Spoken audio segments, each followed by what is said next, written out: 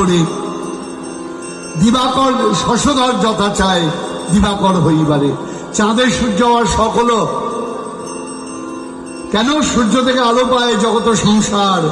কিন্তু সূর্য বলে আপনি যে জ্বলে মরি, বলো কে নেবে বলো তার ভার। সূর্য থেকে আলো পায়, সূর্য সবসময় জ্বলছে।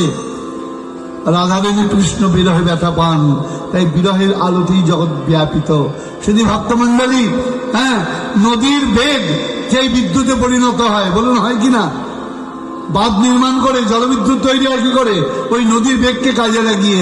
ঠিক রাধারানীর কৃষ্ণ অনুরাগকে কাজে লাগিয়ে সর্বজগৎ আজ প্রেম বিদ্যুতের খেলায় মুহ্যমান, হৃদয় তাদের আলোকিত। আজ সারা পৃথিবীতে যদি ধ্বংসের হাত থেকে মুক্তি দিতে হয়, তাহলে আমার শ্রীমান মহাপ্রভুর দেয়া এই ব্রজপ্রীতি ছাড়া কোনো জায়গা আর নাই। তাই তো সারা পৃথিবীতে